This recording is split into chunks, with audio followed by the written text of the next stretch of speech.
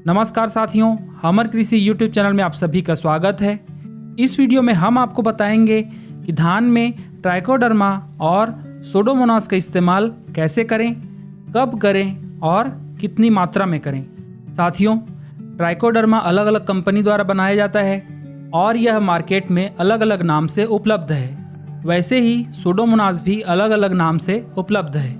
आप किसी भी अच्छी कंपनी का ट्राइकोडर्मा अपने धान में इस्तेमाल कर सकते हैं। ट्राइकोडर्मा का इस्तेमाल करने से धान में बहुत सारी बीमारी कम मात्रा में आती है, जैसे कि राइस ब्लास्ट या फिर पत्ती में धब्बे, टीथ ब्लाइट या तना सड़न, जीवाणु झुलसन और फॉल्स स्मट।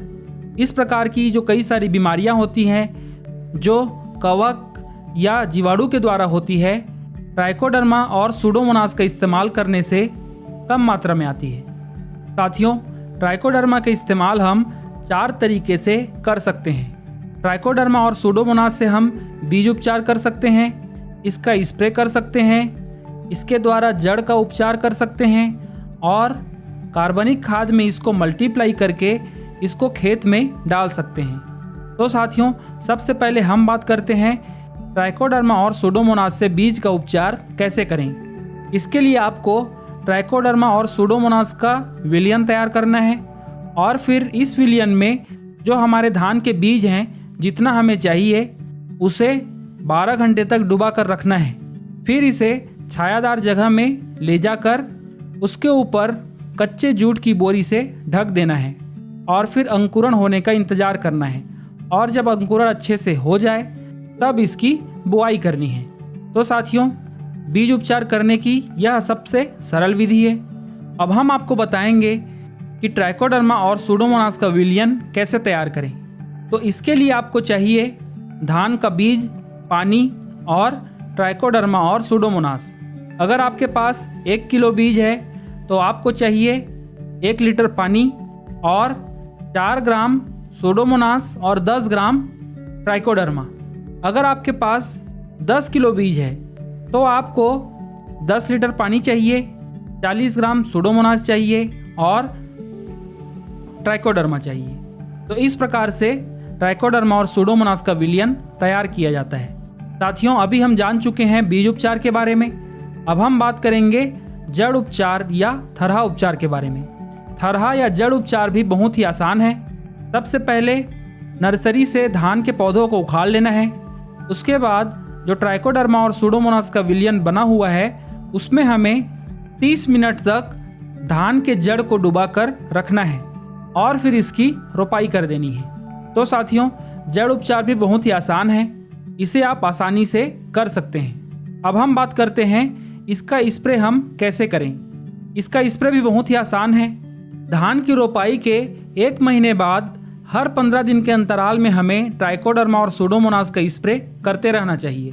अगर हम बीमारी से आने से पहले ट्राइकोडर्मा और सुडोमोनास का स्प्रे करेंगे तो हमारे धान में कोई बीमारी आएगी ही नहीं। और स्प्रे करने के लिए भी जो हमारे सूक्ष्म जीव हैं ट्राइकोडर्मा और सुडोमोनास, इसका विलयन तैयार करना है। और इसका विलयन तैयार करने के लिए 1 लीटर पानी में हमें चाहिए 4 ग्राम सुडोमोनास और 10 ग्राम ट्राइकोडर्मा। अगर हमारा स्प्रेयर टैंक 15 लीटर का है तो इसमें हमें चाहिए 60 ग्राम सुडोमोनास और 150 ग्राम ट्राइकोडर्मा।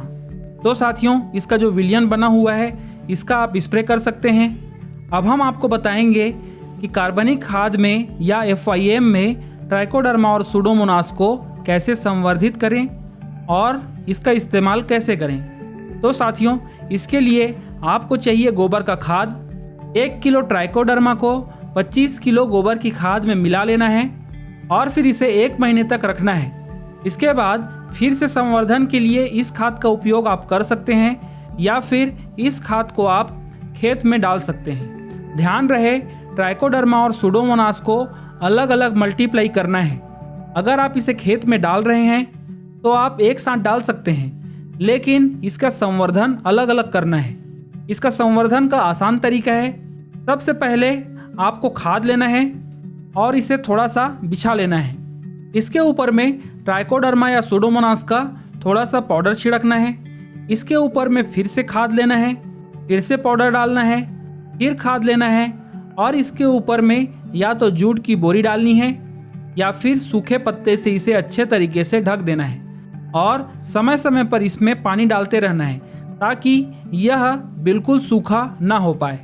ऐसा करने से 1 महीने के अंदर आपका जो संवर्धित खाद है वह तैयार हो जाएगा।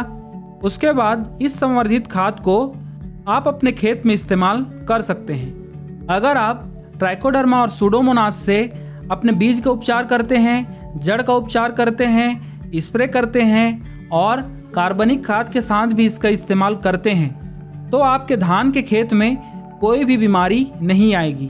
ट्राइकोडर्मा और सूडोमोनास से ये जो मुख्य बीमारियां हैं वह तो बिल्कुल भी नहीं आती हैं। मुख्य बीमारी जैसे कि blast, brown spot, teeth blight, तना सड़न, जीवाणु झुलसन और फॉल्स स्मट। तो साथियों, आप सभी से रिक्वेस्ट है इस बार कम से कम थोड़े से एरिया में ट्राइकोडर्मा और सूडोमोनास का इस्तेमाल करके देखिए और आप खुद परखिए कि आपके खेत में ट्राइकोडर्मा और सूडोमोनास का उपयोग करने से बीमारी आती है या नहीं आती है। अगर आपको अच्छा रिजल्ट मिलेगा तो आप खुद ब खुद हर साल ट्राइकोडर्मा और सूडोमोनास का इस्तेमाल करेंगे। इस वीडियो के लिए इतना ही। यह जानकारी आपको कैसी लगी कमेंट करके ज़रूर बताएं।